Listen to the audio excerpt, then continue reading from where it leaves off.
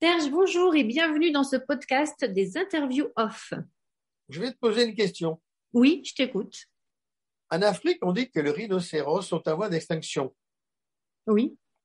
Alors, à quoi ça sert qu'ils ont une corne aphrodisiaque? Une corne aphrodisiaque. Ben oui, on fait des trafics de leurs cornes. Oui, tout à fait. Ben alors, si c'est aphrodisiaque, ils ne seraient pas en disparition. Non, effectivement. Elle doit être mal utilisée alors. Il faut poser les bonnes questions dans la vie. Ben oui. Ah oui. C'est pour ça que l'humour, ça aide à poser des bonnes questions. Et tu n'as pas remarqué aussi que les poètes, personne ne connaît un poète par cœur, sauf des intellectuels, sauf ceux qui ont fait Normal Sup, bien sûr. Oui, oui. Et les poètes, j'ai lu des poètes, mais j'ai toujours aimé, toujours vérifier, constater qu'ils étaient très discrets sur les problèmes du fromage. C'est vrai. C'est vrai, Ah, tu as raison. Je n'avais c'est pas vrai. fait cette recherche, mais tu as totalement raison. Et même les poèmes sur le ver de terre, hein. Oui, mais c'est vrai. Alors que le ver de terre naît nu et mourra nu. Il y a quand même des espérances. Mais On ne sait oui, pas. c'est profond. Je veux dire qu'il parce qu'ils creusent dans la terre. Hein. Oui. Voilà. Et puis ils aèrent la terre. Oui. Ils méritaient un petit poème, Ah, il mériterait au moins, minimum, un poème, oui. au moins. Allez, allons-y pour les questions.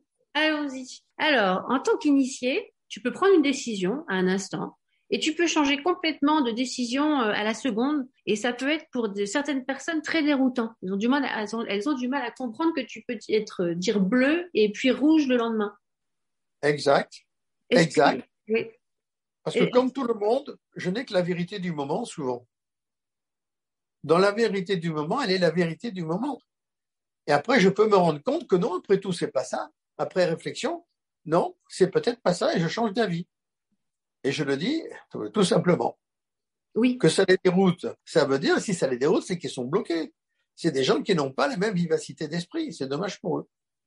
Mais c'est pas parce qu'ils n'ont pas la même vivacité d'esprit que moi, je vais arrêter la mienne. Hein. Non. Je prends exemple sur moi-même, c'est tout. Oui. Alors celle-là, il faut bien la retenir parce que je ne l'ai jamais dit. Hein. Non. Je prends exemple sur moi-même parce que je me connais.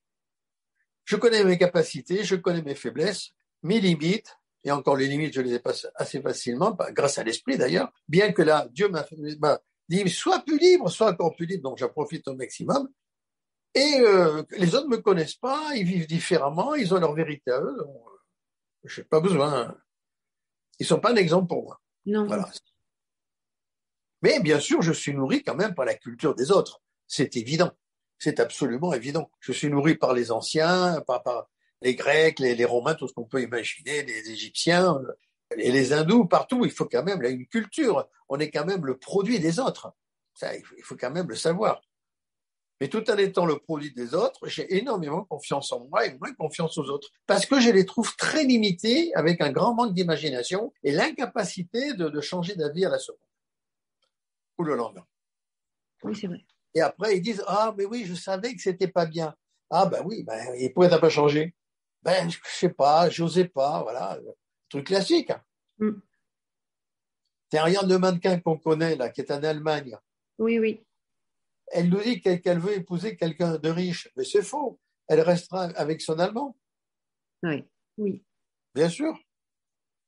Ils sont incapables. Une fois qu'ils sont dans une pantoufle, ben, quelle que soit la pantoufle, hein, eh ben, ils restent dedans. Voilà. Ils s'obstinent à leur vérité à eux. Or, la vérité de hier n'est pas bonne spécialement aujourd'hui. Non. Et ce qui est bon à midi n'est pas bon peut-être à 18h. Ça s'appelle la liberté de choisir. Je suis un être libre, le plus libre possible.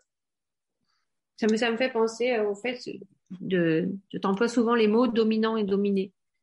Et justement, est-ce que quelqu'un qui aurait tendance à être dominé peut se changer et devenir dominant? Et est-ce qu'il y a une Oui, nuance entre dominant et... Parce qu'il y a des gens qui sont dominants, mais de manière active. oui et non. Quand quelqu'un est dominé, s'il trouve que le dominant est sympa et bien, ou pas sympa, pas bien, il a tendance à rester parfois, même souvent. Par contre, il y a des fois où on peut être dominé d'une situation et dominant dans d'autres situations. Oui, c'est vrai. En informatique, je suis zéro, donc je suis dominé par, j'ai toujours besoin de quelqu'un. Oui. Voilà. En d'autres domaines, concernant l'esprit, non, je suis moins dominé. Oui. Je suis plutôt dominant, j'en connais plus. Oui. C'est plutôt au niveau du couple que ça devient sérieux ou dans le travail. Voilà. Souvent, les dominés se révoltent, mais ça va pas plus loin, quoi. Ils se révoltent, mais ils sont incapables de devenir dominants. Exemple, les salariés et les fonctionnaires. Le dominant, c'est la fille ou le gars qui monte sa société, qui fait faillite, qui en crée une autre, etc. Il rebondit sans cesse. Mais il peut être ou elle peut être dominée dans sa vie sentimentale. Oui, oui, on l'a observé, oui, bien sûr. Bien sûr. Oui, en fait, ça, c'est à facettes. On peut être, comme tu dis, on peut être dominé dans un côté et dominant dans un autre domaine. Exactement. Oui. Et pour le cas de mannequin dont on parle, c'est elle qui a choisi son mec. Mais elle a choisi la facilité. Plus jeune qu'elle, ils auront tous les deux un salaire. Tu vois, elle a tout calculé, comme beaucoup de femmes calculatrices. Et à nous, elle nous vend, oui, moi je suis d'accord pour rencontrer l'Américain, mais elle fait rien pour rencontrer l'Américain. Non. Au fur et à mesure, on voit qu'elle diminue ses études et ses ambitions. Hein. Oui, oui.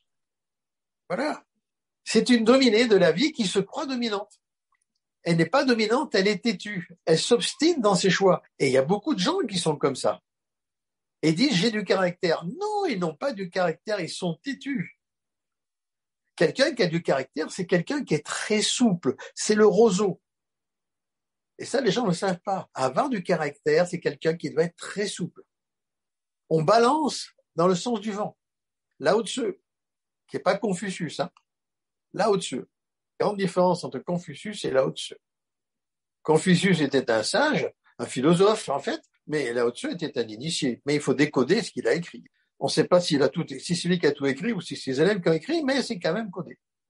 Et surtout le roseau. Le roseau traverse, Lao Tzu, ça traverse les temps. Oui. Voilà. Quelqu'un qui a du caractère, retiens ça, c'est quelqu'un qui est très souple de caractère. Donc, il est dominant-dominé, parce qu'en fait, pour lui, ça n'a pas d'importance. Par contre, ça peut prendre de l'importance d'un jeu sexuel. Et là, il faut faire très attention que la dominée ne se laisse pas trop dominer et que le dominant n'abuse pas de la situation. Tant que ça reste dans le jeu sexuel, ça va. Mais sorti du jeu sexuel, il ne doit pas dominer les personnes. Tu comprends? Oui, oui, je comprends. Or, il y a des femmes qui s'obstinent à dominer des hommes hors des jeux sexuels et le contraire, les hommes. Voilà. Non, c'est la souplesse qui est importante. Quelqu'un qui a du caractère, c'est quelqu'un qui est très souple. Évidemment, le grand public ne connaît pas ce que je te révèle. Non, Seule l'initiation révèle ça par le travail de la pensée. On n'est pas philosophes, les initiés. Hein. Pas du tout, nous ne sommes pas des philosophes. Nous sommes des pragmatiques de la vie. Hein. Oui, très.